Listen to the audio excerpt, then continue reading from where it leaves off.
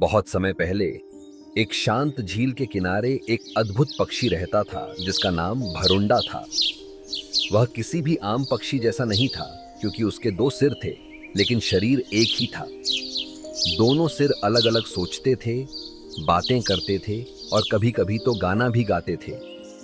वे दिन भर झील के किनारे बैठकर अपनी परछाई को देखते, पानी की लहरों की चमक में खो जाते और ठंडी हवा का आनंद लेते।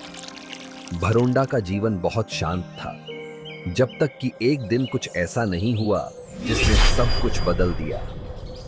एक सुबह जब सूरज की किरणें झील पर सुनहरा रंग बिखेर रही थीं, तो भरोंडा को एक झाड़ी के नीचे चमकता हुआ फल दिखा।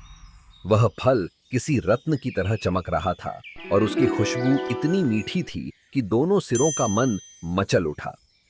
पहले सिर ने खुशी से कहा, वाह, यह तो किसी देवता का वरदान लगता है, मैं इसे खा लेता हूं।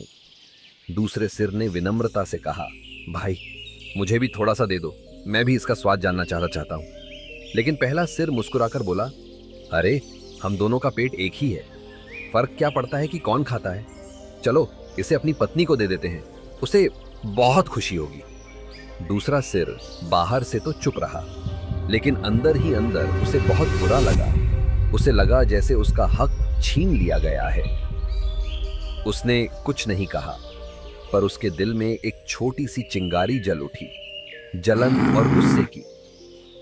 जब भरोंडा ने वह फल घर ले जाकर अपनी पत्नी को दिया, तो वह बहुत खुश हुई और पहले सिर को बहुत गर्व महसूस हुआ कि उसने अच्छा काम किया है। मगर दूसरे सिर का मन अब भी दुख से भरा रहा।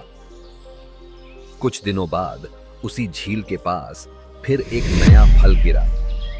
इस बार वह फल देखने में बहुत सुंदर था, गुलाबी रंग का, चमकदार और बेहद आकर्षक।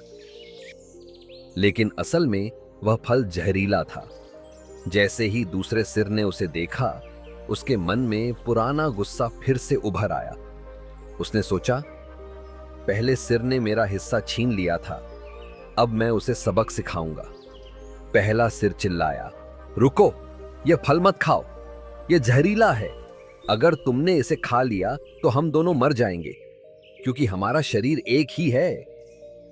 लेकिन गुस्से और बदले की भावना में अंधा हुआ दूसरा सिर नहीं रुका।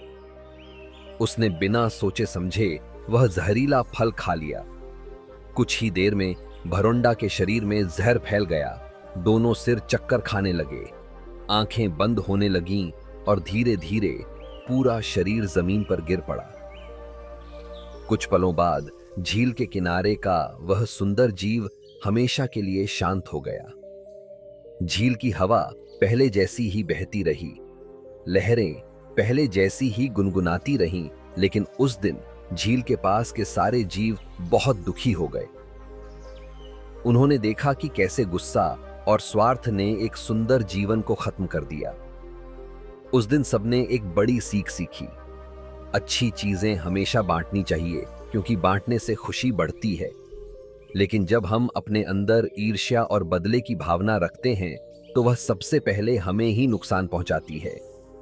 इसलिए हमेशा प्यार, सहयोग और साझा करने की भावना रखो, क्योंकि यही जीवन को सुंदर बनाती है।